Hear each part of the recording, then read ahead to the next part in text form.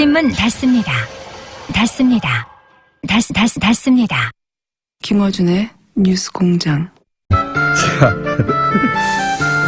노르가즘 정의당 노회찬 원내대표 나오셨습니다. 안녕하십니까? 예, 안녕하십니까? 예, 출입문 닫습니다. 어떻습니까? 기가 막힙니다. 지하철 탈 때마다 들을 수 있는 예. 지하철 공사에서 의문을 제기하는 거죠. 예, 출입문도 절규한다. 출입문 닫습니다. 예. 저희가 이 정도입니다. 곳곳에 숨어있는 닫힘 비밀을 밝혀내는. 무엇보다 어제 대한민국 국민 중에 극히 일부만 참여했던 청와대 영빈관 만찬에 다녀오셨잖아요. 예. 영빈관 만찬. 그래서 제가 여쭤볼 게 많았었는데 식사를 못 하시고 나오셨다고. 아, 예. 제가 어제 그 노무현재단 강연이 원래 몇 달 전부터 예정돼 있어서 만찬 도중에 나가올 수밖에 없는 걸 양해를 구했어요. 청와대 측에. 근데 어제 정상회담이 길어지는 바람에 만찬이 30분 늦게 시작한 거예요. 그래서 제가 앞에 뭐 인사는 다 했는데 밥 나오기 전에 나왔습니다. 보리차만 마시고 나왔습니다. 보리차만 마시고. 아까운 기회를 놓치셨네요. 예, 뭐 그래도 뭐 예. 그럼 물어볼 게 없네. 그럼 만찬에 앉아 계시다 그게 나오신 거잖아요. 보리차 마시고. 예. 아니 그 앞에 이제 여러 오랜만에 보는 분들 많이 이제 인사도 나누고 이제 그런 건 다 했죠. 그런 거가 중요한 게 아니지 않습니까? 밥을 먹고 맛이 어땠나부터 시작해가지고 음식은 똑같은 거 먹었을 거 아닙니까? 만약에 먹는다면 그죠?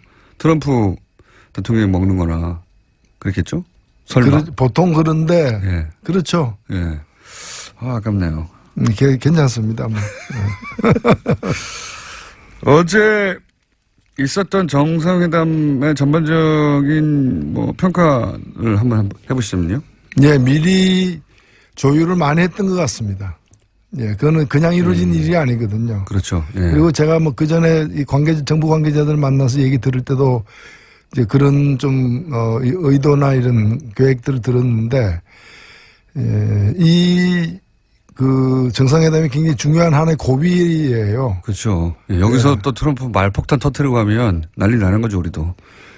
그래서 상당히 이렇게 이 뭐 자극적인 말을 갖다가 안 하게 한다거나 또는 북핵 문제에 대한 언급, 북한에 대한 언급 또는 중국과 관계 또는 우리하고 일본의 특수관계에 대한 이해 이런 점에 관해서 좀 보이지 않는 그런 선에서 상당한 작업을 해온 결과가 어저께 드러난 게 아닌가 이렇게 보여집니다. 그런 우려되는 지점들에 대한 논의가 오랫동안 있었군요. 그래서 이제 우리가 보기에는 문제될 발언들이 전혀 안 나온 거의 없었다고 봐도 과언이 아닌데 사실은. 코리아 패싱 없다는 발언이 국내 정치적으로는 의미가 있겠죠? 그렇죠. 이 코리아 패싱이라는 게 사실은 이게 우리 역사에서 코리아 패싱 대표적인 걸 얘기하라면은 1953년 한국 전쟁 중에 미국이 이승만 정부를 따돌리고 북한하고 이렇게 협상해가지고 휴전해버린 거예요. 휴전 협정 당사자가 아닙니다, 우리가. 이게 말도 안 되는 전형적인 이제 코리아 패싱이고 이제 그래서 이승만이 반발해가지고 방공포로 석방하고 막 이렇게 한 건데. 절대적인 코리아 패싱이죠, 사실. 그랬던 거죠. 전쟁하다가 협정을 맺는데 어떻게 당사국을 뺍니까? 맞습니다. 근데 이제 지금에 와서 코리아 패싱이란 거는 이 한반도 문제를 해결하기 위해서 한국을 빼고 미국과 북한 직접 협상한다. 뭐 이런 건데 그럴 상황이 전혀 아니거든요. 오히려 우리가 이제 그런 평화 병행론을 주장하고 미국은 그거에 대해서 현재 트럼프 정부는 별로 선택하지 않고 있는 상황인데 이 코리아 패싱은 그 보수 야당들이 문재인 정부를 갖다가 공격하기 위해서 그런 프레임이죠. 그 외교를 잘못하고 있다라고 해서 코리아 패싱이라고 근거 없이 얘기해 왔던 건데 그게 별로 사실이 아니라는 게 이번에 트럼프에서 확인된 거죠.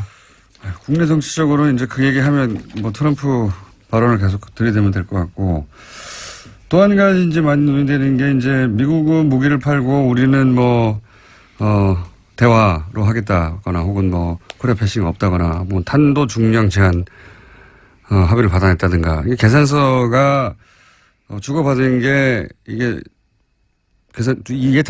수익 타산이 맞느냐 우리 입장에서 뭐 이건 어떻게 평가하십니까?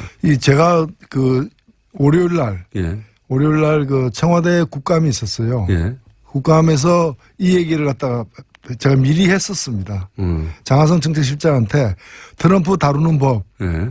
해가지고 트럼프 다루려면 트럼프처럼 해야 된다. 트럼프처럼 해야 예, 그래서 첫 번째 뻔뻔해져야 된다. 뻔뻔해져야 된다. 예. 우리 대통령은 젠틀맨이잖아. 그래서 그렇게 하면 안 된다. 뻔뻔해져야 된다. 그 다음에 이제 벼랑 끝까지 가면 같이 가야 된다. 먼저 스톱하면 안 된다라는 건데 대표적으로 한미 FTA 같은 거는 한미 FTA를 통해 가지고 우리도 이득을 얻었지만 미국이 더 큰 이득을 얻고 있는 거거든요. 한미 FTA를 갖다가 재협상 안 하면 폐기한다라고 하는데 폐기하면 미국은 무역 적자가 한 40억으로 늘어나게 돼 있어요.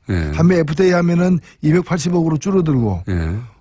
그래서 무역지가 더 줄어든 건데 이걸 더 줄이려고 폐기하겠다 그러는데 자 그럼 폐기하자. 한국이 더 큰 이익이다. 그러면 이렇게 나갈 필요가 있는데 우리로서는 사실은 무역은 우리가 계속 흑자를 보고 있지만 미국과의 무역에서는 그다음에 이제 그 서비스는 무역하고 별도로 계산하거든요. 서비스에서는 우리가 연 한 50억 정도 더 손해를 보고 있어요. 그러니까 적자를 보고 있어요.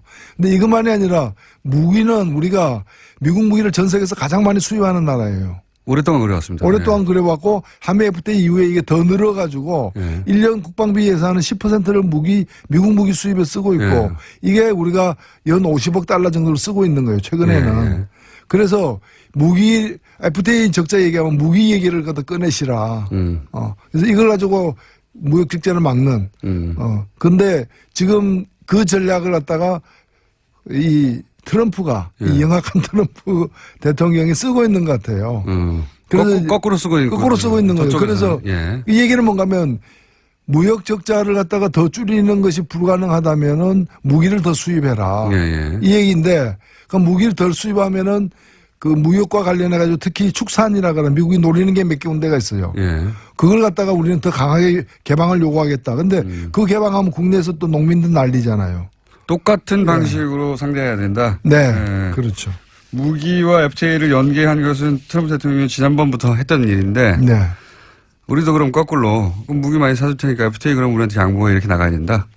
그런 건 아닌데 무기를 많이 사는 게 좋다고 보는 건 아닙니다. 다만 우리에게 필요한 무기들이 있죠. 이번에 예를 들면 그 정찰 자산 같은 거는 우리가 이제까지 미국이 우리한테 팔지 않았던 것이기도 하고 우리가 굉장히 부족한 부분이고 그래서 그런 점에서는 저는 뭐 자주 국방을 위한 어떤 국방력 강화 차원에서도 필요한 대목이라고 봅니다. 알겠습니다.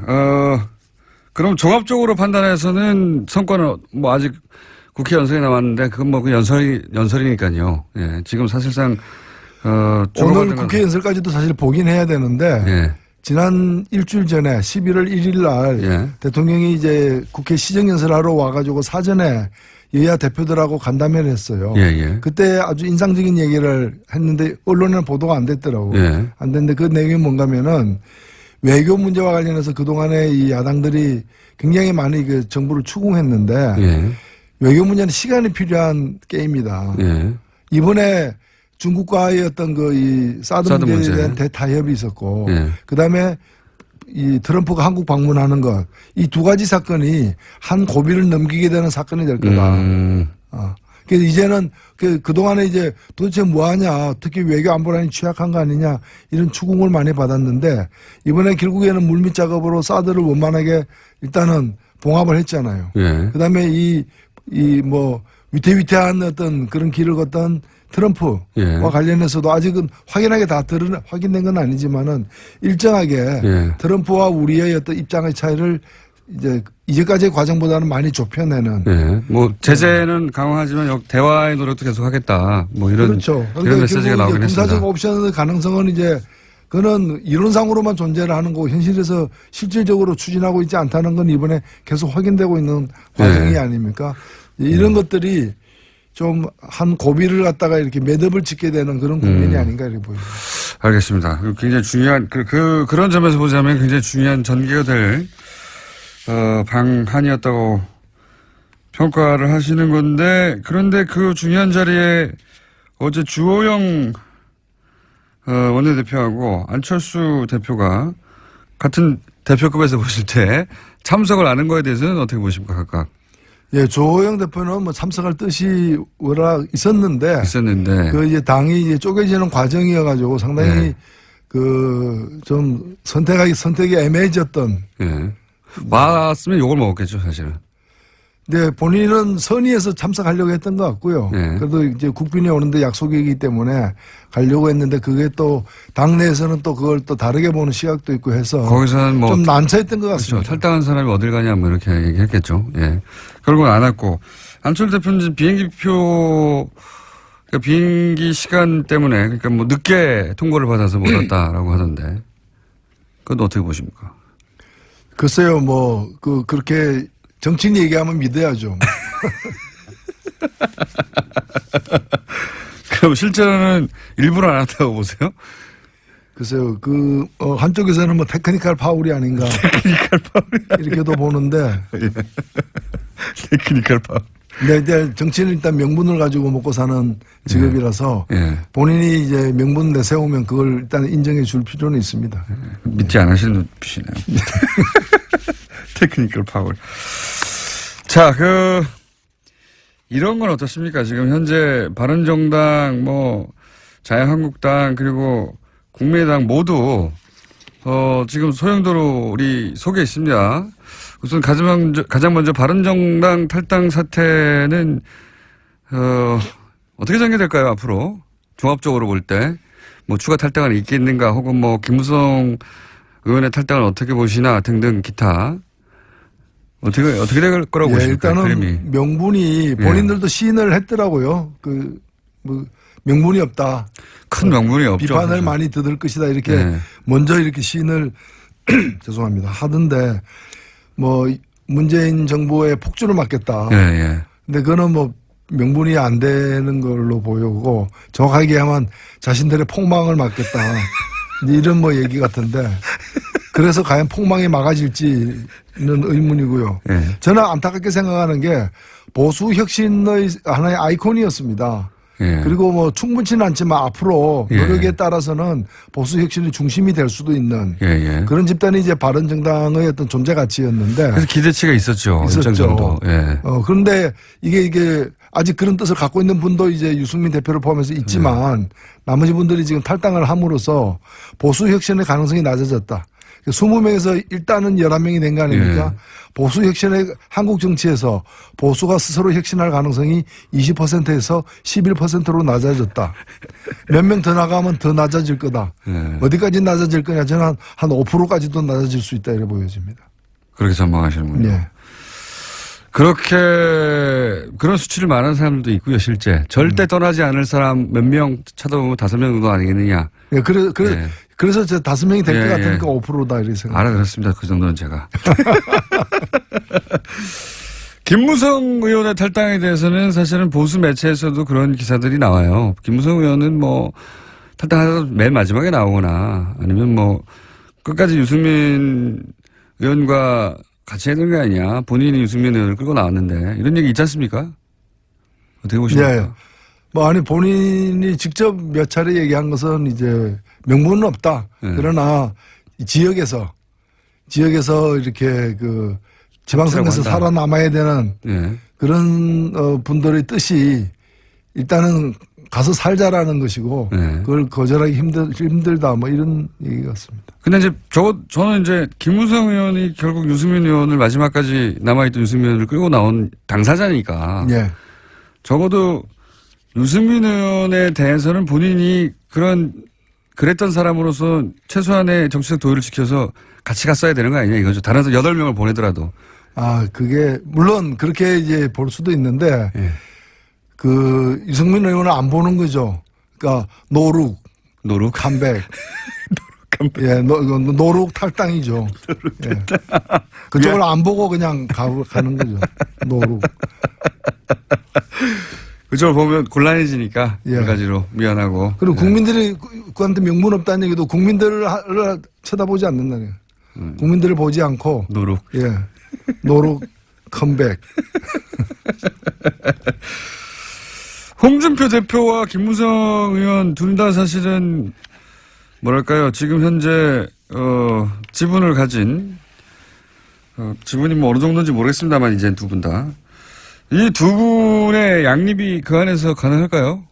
일단은 뭐 친박 그 변수가 있는 한 예. 친박하고 같이 맞서야 된다는 점에서 당내 친박이 다 청산된 게 아니기 때문에 그 긴장이 앞으로도 계속될 것이고요. 뭐 그런 점에서는 또 같은 그 이렇게 이해관계 당분간은 예, 이해관계도 있는 거죠. 갈등 관계도 있고 이해관계 다 있는데 이제 같이 양립할 측면도 있다는 거죠. 당분간은 그럴 것이다. 그러면 서청원, 최경환 두 의원의 출당 문제를 가지고 힘을 합칠 수도 있다. 예, 뭐 출당이 그렇게 과연 쉬울지 불가능할 것이라는 얘기도 많이 하긴 하던데요. 의원총회에서는 예. 불가능할 것이고요. 예. 그다음에 정치적으로도 그 사람들 있어야 제1당도 노릴 수 있기 때문에 예. 숫자가 줄을 예, 맞으니까. 그 사람 빠지면 아마 제1당이 쉽지 않을 거예요. 그래서 지금, 아마 예. 거의 이렇게 실신 상태로 해가지고 데리고 있는 그런 뭐 그런 상황도 있을 수 있습니다. 실신 상태나 뭐 혼수 상태든.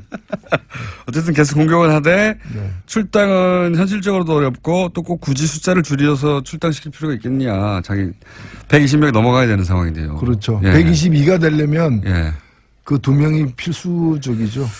그래서 이제 현실적으로는 쫓아내지는 않을 것이다. 하지만 이제 힘을 줄이려고 계속 이렇게 공격은 할 것이다. 이 정도? 쫓아내는 모습을 계속 보일 것이다. 아, 쫓아내려고 하는 모습. 예. 그러면 남은 유승민 의원은 어떻게 그 앞으로 전망하십니까? 그 정치적 생명은? 예, 그거야 제가 어떻게 알겠습니까만은 저는 뭐 사적 필생이라고 봅니다. 그러니까 당장에 답이 있는 건 아닌데 당장에 답이 있으면 사적 필생도 아니죠, 사실은. 그런데 당장에 답이 없지만은 그 뭐 보수 혁신은 굉장히 중요한 가치이고 네. 또 필요한 어떤 노선이기 때문에 그 길을 뭐 어렵더라도 일단 견지하면서 그 후일을 또 도모해야 되는 거 아닌가 보여지고. 쉽지는 않아 보입니다. 예. 예. 다만 제가 안타깝게 생각하는 건 뭔가면은 그 특히 이제 안보관은 예. 혁신 보수가 갖춰야 될 어떤 안보관하고 예. 유승민 의원이 현재 견제하고 있는 이제까지 견제해 있는 안보관은 예. 저는 1차 그 바람직하지 않다고 봐요. 경제적 부분에서는 사실 상당히 진보적인 네.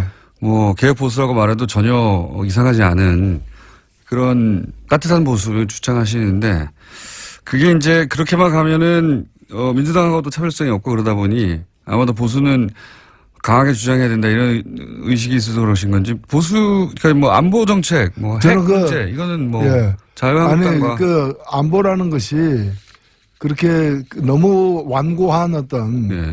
그런 강경한 어떤 이 대북관이라거나 안보관이 과연 개혁 보수의 어떤 노선이 될 수 있는가에 대해서 의문이에요. 자유한국당과 차이가 없죠. 그 부분에 있어서는. 예. 그렇죠. 핵 문제라든가 예. 뭐 전술에 가져야 된다고 또 얘기하고. 자, 그러면 국민의당은 어떻게 돼갈까요? 국민의당도 내부적으로 이제 안철수 친한과 이제 뭐 비한 반한 이 정도로 불릴 수 있는 세력이 이렇게 점점 서로 갈라지고 있는 것 같은데요, 그죠?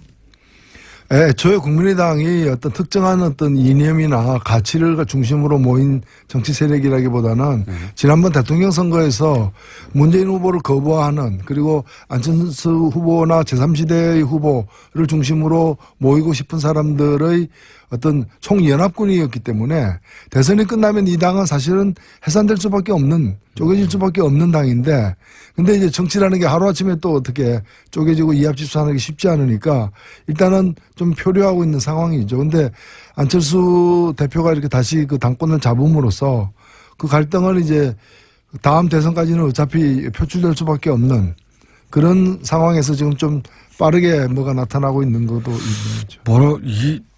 오히려 그 뭐랄까요 그 호남 중진이라고 표현할까요? 유승열 의원 같은 분들에 대해서 나갈 테면 나가라 정도의 정확하게 그렇게 말은 하지 않았지만 그런 의미 해석될 말을 하는 걸 보면 오히려 그렇게 호남 중진들이 나가주길 원하는 거 아닐까요 지금? 그래 그 자리를 또 바른정당으로 채운다든가 뭐 이런 식의 구상을 하는 거 아닐까요? 그렇지 않고서야 예, 뭐, 그쪽에 이제 좀 미련을 이제 버리는 게 아닌가. 왜냐면은 그쪽을 계속 쌓고 있으면, 이제 지금 안철수 대표가 가고 싶어하는 관심을 갖는 이 바다는 예. 바다 그 블루오션 안철수 후보에게 대표에게 블루오션은 그쪽이 아니에요. 예. 그렇죠. 그쪽이 아니라 이 예. 보수의 본토죠 사실은. 지금 그동안의 지금 진행되고 있는 적폐 청산을 복수라고 얘기하잖아요. 그렇죠. 이거는 자유한국당의 예. 워딩인데요. 예. 그건 그야말로 자유한국당 내에 친박 중심으로 하는 그런 보수 강경파들의 시각이거든요. 예. 시각인데 그쪽에 추파를 던지는 거라고도 저는 보여지는 거고 향후에 다음 대선을 위해서도 확장해야 될 영역을 그쪽으로 보고 있다는 거죠. 그러니까 마음은 콩밭에가 있는데 그 콩밭이 호남이 아니라 이제 강경보수 예. 쪽에 가 있다고도 보여집니다. 그렇기 때문에 그러면 그쪽으로 가면서 계속해서 그 호남을 껴안고 갈 수 있느냐 예. 선택을 해야 되는 거죠. 그러니까 이쪽보다는 저쪽이 땅이 더 넓다고 보는 거고. 그런 딜레마에 부딪혔다. 네. 자, 좀 한번 지난 한 주 동안 정치면을 휩쓸었던 주요한 이슈들을 하나씩 짚어봤는데 저희가 하나 더 준비한 게 있습니다. 국감에서 네. 의원님이 버럭하신 장면이 있어요. 일단 잠깐 들어보시고. 동성애 찬성하십니까? 동성애를 반대하십니까? 방금 이제 그 증인에 대해서 여러 질문이 하는 거는 국회의원 자유입니다만은 동성애 자냐 아니냐, 동성애에 대해서 어떻게 생각하느냐 밝히라고 한 거는 헌법제구조 모든 국민의 양심의 자유를 지닌다라는 그 헌법의 기본권 조항에 침해하는 겁니다. 뿐만이 아니라 다른 나라에서는 실제로 형사처벌의 대상입니다. 그걸 좀 아셔야 될 것 같은데. 자, 이 상황이 어떤 상황입니까? 김정재 의원이었죠. 근데 이분이 동성애에 대해서 좀 지나칠 정도로 동성애 정책에 대해서 자기 의견을 얘기할 수는 있는데 예. 당사자 국가인권위원장에게 예. 동성애 찬성하냐 반대하냐 그리고 동성애 자를 갖다가 어떻게 생각하냐 이걸 갖다 계속해서 반복적으로 예. 강압적으로 이렇게 물어가지고 제가 그 자체가 인권유린이다. 헌법의 그 양심의 자유를 갖다가 침해하는 것이고 다른 나라는 그 자꾸 추궁하면 그 자체가 이제 처벌 대상이 된다. 뿐만이 아니라 국가인권위원회가 해야 될 일이 저런 질문 단속하는 일이다. 그러라고 국가인권위가 있는 거다. 실제로 저기 차별금지 조항에도 그렇죠. 어긋나는 것이거든요. 예. 그래서 그런 지적을 했었죠. 자, 질의 과정에서 이제 문제 제기를 하고 컷을 하신 분이, 네, 노회찬 의원이었습니다. 그래서 저희가 한번 들려드렸고. 그런 일이, 국회에서도 이런 일이 계속 돌아가고 있습니다. 잘 안 알려져서 그렇지. 안 알려져서 그렇지. 여기에 나와서만 발언하시는 게 아니에요? 예. 잘 안 알려지더라고요. 국감에서 벌어지는 일들이 요즘은. 아유, 국감에서도 얘기를 많이 했습니다. 네. 많이 했는데 보도가 좀 덜 돼. 여기는 보도가 잘 되는 편인데. 그래서 뉴스공장에서만 얘기하는 거 아니냐 그러는데 얘기는 계속 많이 하는데 보도가 이제 덜 되는. 말 나온 김에 마지막으로 한 가지만 여쭤보자면 자유한국당 전규경 의원이 이제 청와대가 운동권과 주사파에서 장악됐다 이런 네. 얘기 했지 않습니까? 그 대목은 어떻게 평가하십니까? 저는 그게 그렇게 생각한다면은 그분은 빨리 망명을 해야 되는데 그렇잖아요. 그리고 아니면 투쟁을 해야죠. 자유민주주의 회복을 위해서. 근데 청와대가 어떻게 주사파에 의해서 네. 장악됐다고 생각하면서 편안하게 밥도 먹고 잠도 자는지 나는 이해가 안 가요. 주사파에서 장악됐다는 것은 준 북한이 됐다는 얘기거든요. 아, 그렇죠. 예, 그런 의미거든요. 예. 그러니까 그 정권 하에서 어떻게 그렇게 활보를 하고 있느냐, 평안하게. 예. 요즘 사실 한 30대까지는 주사파가 뭔지도 모릅니다. 이게 언제적 단어인지 모르겠는데, 예. 그래서 비서실장이 이제 좀 발끈했죠. 그렇죠. 예. 예. 주사파라는 의미는 과거 군사정권에서 학생운동하는 사람들을 이제, 김일성의 지령을 따른 사람이다. 그래서 전두환 정권 때 당신은 뭐 했느냐. 예. 뭐 했는지 모르겠지만. 예. 그렇게 되묻는 거죠. 예. 예. 지적을 했었죠. 그 시절에 만들어진 이제 용어거든요. 예. 김일성의 지령을 따르는 사람들, 이런 의미입니다. 이게 말하자면. 그렇다고 이제 공격을 하니까 발끈할 수밖에 없는 거고, 거기에 대해서 의원님은, 그럼 큰일 나는데 우리나라 망명해야지 어떻게 했냐고. 예.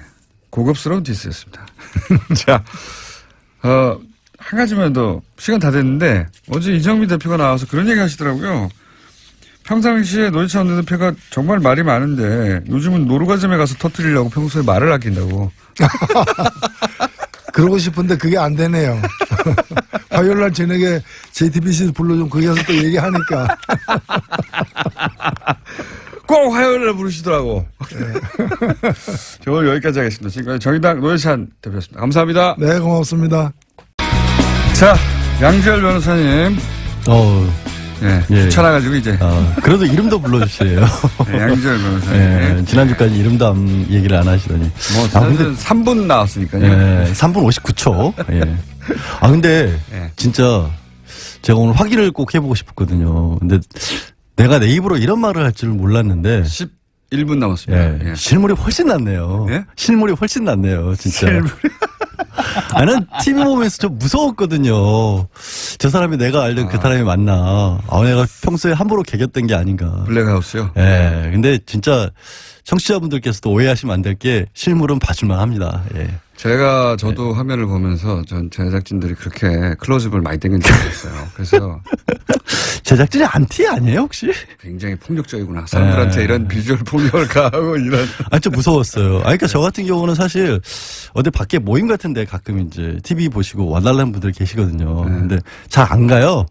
TV 보다가 실물 보면 실망할까봐. TV에서 더 잘 나오는. 그렇죠. 예. 예. 하도 잘생겼다는 말을 많이 들어서. 예. 그만, 공장장은 반대인이니까 많이 불러주세요. 실물을 보셔야 여러분 좀 안심하실 것 같습니다.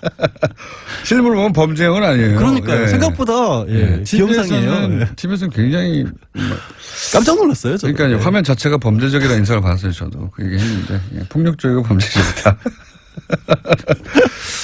자, 오늘 주제는 이겁니다. 지난주 3분 나와가지고 잠깐 하다가 들어갔는데, 국정원 돈 받았다는 거. 네. 예. 여기 관례다라는 초반에 보수정당에서의 이제 뭐랄까요, 예. 정치자금, 예. 통치자금, 예. 뭐 근데 어느 이제 정권이나 여기에 나와 있었다 이런 얘기 했었죠. 지금은 관례가 아니다고 하는 발례가 계속 나오고 있죠. 재무팀장도 몰랐다고 하더라, 그 돈을. 그러니까 소위 명절날 떡값으로 줬다거나 이게 아니라는 거죠. 몰랐다고 하니까. 정치자금, 통치자금을 하려면 네. 그게 올바른 관행이 아니더라고 하더라도 받은 사람이 있어야 되잖아요. 그러니까요. 그러면 예를 들어서 지금 자유한국당의 정우택 원내대표 처음 얘기가 터졌을 때 지난 정권부터 있었던 통치 관행이다 얘기했는데 그러면 이렇게 얘기를 했어야죠. 나도 얼마 받았다. 박 전 대통령한테. 아니 예를 들어 그런 사람이 없잖아요. 이런 거 있잖아요. 왜 무슨 명절날 그러니까, 불러가지고 50만 원, 100만 원씩 줬다든가 그런 기록이라도 있으면 그런 해명이 되는데 사실 제가 초반에 예전에 수습기자 할 때만 해도 명절에 돈 받았어요. 기자들한테까지도 왔어요. 예전에는 그랬습니다. 예전에 진짜로. 정말로. 예. 근데 그게 정확히 김대중 정권부터는 없어진 걸로 알고 있어요. 90년대에 그랬었어요. 예. 98년도에 김대중 대통령이 그때 유명한 사건이 세메인가 가려고 할 때 2억 원인가를 당시 국정원에서 현금으로 가지고 왔었다고 해요. 근데 예. 굉장히 야단을 쳐서 돌려보냈고 그 이후로도 전혀 그런 일이 없었고 노무현 정권 때는 아시다시피 만나지를 않았으니까 국정원장을 그렇죠. 예. 받을 일이 없으셨죠. 근데 이 경우에는 예를 들어서 우리가 경력금, 떡값 이렇게 부르는 돈으로도 쓴 게 아닌 것이 이 총무비서관 아래 그 재무팀장 돈 소위 말해서 관장하는 사람이 이 돈을 입출금하는 사람이 자기는 입출금을 안 하는 게 아니라 존재를 몰랐다고 하잖아요. 존재를. 근데 그 부분이 되게 신기한 게요. 사실 이제 검찰에서도 이 돈을 도대체 어디다 썼느냐를 쫓고 있거든요. 근데 보통 아시겠죠? 뇌물 사건에서 돈을 어디다 썼느냐 쫓는 법 없습니다. 일단 받았으면 그걸로 끝이지. 그걸 어디다 썼는지 알아서 뭐 할 거예요. 근데 왜 확인을 해야 되냐면 지금 말한 반론들 있지 않습니까? 혹시라도 이게 잘못됐더라도 그것도 잘못이지만 그거라도 어떤 정치적인 목적으로 쓴 게 아니냐. 통상적으로 정치적으로 이해할 만한 범주 내에 그렇죠. 있느냐 불법이라 하더라도. 그러면 통치자금 통치행위로 혹시 빠져나갈 수 있기 때문에 그걸 쫓고 있는데 아는 사람이 없는 거예요. 없어요 아무도. 아니 하다못해 이재만 비서관 이거를 얘기했던 본인도 제가 보기에는 이거는 약간 이재만 전 비서관도 자기 빠져나가려고 페인트라고 봅니다만. 그러니까 왜냐하면 이제 그랬으면 자기는 전달만 했다는 얘기가 되기 그렇죠. 때문에 모른다고 계속 반복하고 있긴 하지만 대부분의 사람들이 모르는 건 사실이에요. 그러니까 요 3인방만 일단 존재를 알고 그리고 3인방은 자기들은 이제 박근혜 전 대통령한테 줬다고 하니까 박근혜 전 대통령이 그 돈을 들고 누굴 줬을 리는 없으니까 그럼 배달하는 사람이 있을 거다 싶어서 이제 이영선 행정관을 소환 조사를 하죠. 예. 했죠. 왜냐하면 이영선 행정관이 그 동안에는 경호관입니다. 경호관. 경호원 하도 많은 사람들이 그 기억하시고 있는 게 최순실과 의상실에서의 동영상 있지 않습니까? 휴대폰 닦아줬던. 예. 5만 원짜리 묶음을 받아드는 70개. 예. 돈을 받아드는 것만 봤는데 예. 그러면 그 동안에 나온 얘기는 최순실의 뭐 의상비라든가 아니면 직접, 비선지럽이라든가 예. 이런 걸 대납을 해줬다라는 의혹만 있었는데 그러자 그 다음부터는 박근혜 전 대통령이 직접 줬다 이렇게. 그렇죠. 박 전 했죠. 대통령이 줬다고 이영선 행정관 본인도 그랬어요. 네. 근데 의상실에 돈 묶음을 가져다 줬는데 그게 얼마만큼 들었는지도 모르고 예. 영수증 처리도 안 했기 때문에 나도 내역은 모른다라고 했는데 심부름만 했다 이거죠. 그게 거짓말이라고 생각을 했죠. 최순실이 다 대줬을 것이다. 근데 네. 그게 아니라 실제로 박 전 대통령에게서 나간 돈도 있을 수 있고 국정원 소위 이제 공작비였는데 그게 정확하게 특수공작비에 예. 특활비가 아니라 공작비였다고 해요. 그렇죠. 예. 간첩 작업을 하는 거죠. 예, 쉽게 공작비를 말해서. 가지고 자기 옷 샀다는 얘기가 들었어요. 이거는 정말 아니 옷값이 많이 나왔잖아요. 상상하기 힘든 영역입니다. 예. 저희가 국정농단 얘기하면서 뭐 여러 가지 야 이렇게까지 했나 싶은 이야기들이 사실 있었는데 그 특수공작비가 비용이 개별적으로 따지면 그렇게 높게 측정이 안 돼요. 그러니까 네. 지금 이제 접경지대 연변이나 이런 데서 이른바 생계형 스파이들이 좀 있거든요. 오랫동안 거기 이제 예, 있는 사업하고 예. 이런 분들이기 예. 때문에 북한도 많이 드나들고 하기 때문에 이쪽 일 받고 뭐 때로는 뭐 대한민국 일도 봐주고 때로는 북한 일도 봐주기도 하고 예. 정보도 팔고 이런 분들이기 때문에 거기 들어가는 돈이 정말 몇백만 원 단위인데 그 돈을 싹 갈무리를 해서 40억을 가져온 거예요. 갈무리를 해서 쓰신 거죠. 40억을 가져와서 뭐에 썼나 지금 다 밝혀지진 않는데 다 썼으니까 없어졌겠죠. 아니요, 네. 그 남아있다는 얘기도 있어요. 아, 그래요? 그래서 이제 지금 내곡동으로 자택 옮긴 거. 네, 거기 가 있나, 거기에도 혹시? 근거가 있나 해서 검찰이 압수수색을 해야 되는 게 아니냐는 얘기도 있고. 해야죠. 근데 거기 있겠습니까 아직까지? 모르는 거죠. 네. 워낙 의외의 상황들이 많이 벌어졌으니까. 그리고 또 특이한 점은 일단 끊었다가 9월에 2억을 한꺼번에 가져와라. 그게 너무너무나 이상한 얘기인데. 그렇죠. 그때는 이미 언론들이 하도 미르랑 K스포츠 재단에 붙어가지고 취재를 그 보도가 나오니까 7월에 더 이상 끊었단 가져오지 말이죠. 말라고 했다가 조심을 한 건데 갑자기 2배를 가져오라고. 예, 미뤄진 걸 가져와라 그랬으니까. 이 시점이 근데 최순실 씨가 독일로 가는 시점입니다. 누구는 그런 얘기도 해요. 독일에서 무슨 뭐 최순실 씨가 007 가방 2개를 들고 있는 걸 봤다 식당에서. 007 가방에 들 수 있죠. 네, 근데 이제 그건 확인해 봐야 되는 게 국정원도 같은 경우는 옛날부터 원화가 아니라 달러나 엔화로 많이 또 거래를 했었거든요. 혹시 그 돈이 외화로 왔는지도 추가적으로 확인해 봐야 돼요. 만약에 외화로 왔으면 네. 그건 최순실에게 직접 전달될 가능성이 굉장히 높아요. 그래서 시점상 그러하여 그러니까 이제 그때까지만 해도 최순실의 존재가 본격적으로 드러나서 자신과 직접 연결고리가 드러날 것까지는 생각 안 했다고 보는 게 맞는 게 당시 우병우 민정수석은 이거 덮을 수 있다라는 취지에 그리고 그게 법적으로 문제가 없다는 취지에 그거가 이제 그 얘기가 보고를 무슨 해- 얘기냐면 예, 보고를 하고 있었다고 하니까. KS 스포츠하고 미르재단에 관해서 언론에서 문제를 삼으니까 그거를 이제 안모근 비서관이 예. 그럼 이거 법적으로 어떤 문제가 되는지를 예, 검토를 검토했는데. 해달라 그랬는데 그때 그 우병우 전 수석이 만들어낸 법률 문건은 K와 미르에 돈이 나간 건 맞는데 예. 최순실은 공무원 신분도 아니고 그러니까요. 그러니까 법적으로 문제될 게 없고 최순실이 만약에 거기서 뭔가를 빼냈다면 횡령인데 아직까지는 빼낸 흔적도 없기 때문에 문제가 없습니다라고 문건을 만들어줬다는 거예요. 그래서 최순실의 존재를 부인하고 K스포츠와 미르재단에 뭐 어떤 불법이나 이런 게 있다면 단호하게 대처해야 된다. 이런 네. 식의 얘기가 나갔죠. 그것만 나간 네. 거죠. 그 바람에 화를 키웠죠, 사실은. 다행이죠. 다행인데 그래서 오히려 전모가 드러나게 되는 쌓여서 터진 거죠. 근데 그렇죠. 제 말은 그런 인식하에 있던 상황이었기 때문에 충분히 예를 들어서 뭐 어차피 들키지 않을 돈이니까 예를 들어 그냥 멀리 조용히 나가 멀리 있어라. 나가 있는데 어떤 뭐 차비 뭐 이런 개념으로 우리한테는 차비로 2억이면 어마어마하지만 근데 네. 그것도 지금 얘기한 것도 그런 가능성도 한번 타진해 봐야 아니 된다. 뭐 있고 왜냐하면 액수도 좀씩 바뀌었거든요. 오늘 이제 국정원장 3사람 남재준, 이병기, 이병호 박 전 대통령 재임 시절의 국정원장 3사람 중에서 첫 번째로 남재준 원장이. 원장을 불러요. 네. 남 원장이 2014년 5월까지 국정원장으로 있었는데 그때까지만 해도 또 5천만 원씩 받았다고 하거든요. 네. 그러다가 이병기 원장으로 바뀌면서부터 1억 원으로 1억 원으로 또 됐죠. 돈을 올렸다는 거죠. 네. 그리고 받기 시작한 시점도 재임하자마자 받은 게 아니고 3개월 정도 지나서부터 받기 시작했고 네. 그러니까 이게 글자 그대로 자기 마음대로 받았다는 거죠. 그렇게 그리고 해서 나서 그 돈을 쏜 용처 중에 딴 건 모르지만 밝혀진 것 중에 하나는 3인방한테만 3천만 원씩 명절 줬다는 그거는 거니까. 이제 그쵸 이제 떡값이네요. 예, 떡값, 통치 그건 자금, 완전한 통치 떡값인데. 자금인가, 근데 이제 그 떡값을 모두에게 주는 게 아니라 그 세 사람에게만 3천만 원씩 줬다. 그 친한 사람이니까 정말 믿을 사람은 셋밖에 없다라고 생각을 했으나 요즘 분위기를 보면 결국 못 믿을 사람인 걸로 드러나고 있긴 하죠. 자기들도 살아야죠. 네. 네. 그러면 이런 지금까지 예를 들어서 그 3천만 원 줬다 또는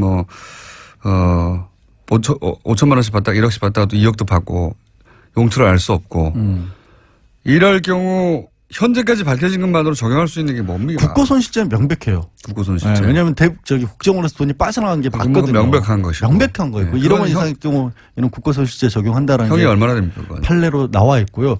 그것만 해도 법정형으로 제가 기억이 안 나는데 보통 5년 이상은 나와요.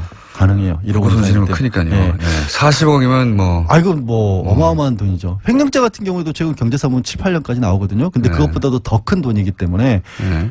그것만 해도 확실하고 또 그 돈이 뇌물이 아니라고 할지라도 많이들 얘기하잖아요. 뇌물죄가 걸리면 뭐 끝장이고요. 이건 본인은 뭐. 한 푼도 부정한 돈을 받은 적이 없다라고 했잖아요. 네. 근데 국정원 돈 그렇게 받아갔다는 게 나왔기 때문에 그 부분에 있어서는 더 이상 변명의 여지가 없어진 거죠. 그러면 이 3인방에게 적용되는 혐의는 3인방이 이게 좀 애매해요. 네. 그래서 아까도 이제 본인들은 어디서 썼는지도 모른다고 하는데 그렇죠. 본인들은 배달만 전달만 했다라고 하고 전달만. 있고 근데 검찰에서는 뇌물수수 공범으로 보는 이유가 3인방도 문고리였기 때문에 이들을 통하지 않고는 국정원도 부탁도 못했을 것이다. 그러니까 대통령이 가지고 있었던 막강한 인사권이라든가 권한의 일부를 공유하는 관계였다. 그렇게 봐서 뇌물로 지금 보고 있는데 공범으로 보는 거군요. 법정에서는 좀 다퉈질 거예요. 그걸 알고 있으니까 이들도 우리는 용처를 모른다는 얘기를 하고 있고. 법률 검토를 했겠죠. 부르는데 미리. 그렇죠. 당연히 그거야. 했겠죠. 그거야 당연히 네. 했겠죠. 지난번 3분 때문에 제가 오늘은 시간을 많이 드리고 말할 기회를 많이 드렸어요. 네. 다음 시간에는 이런 거 없습니다. 양지열 변호사였습니다. 감사합니다. 고맙습니다. 내일 뵙겠습니다. 안녕.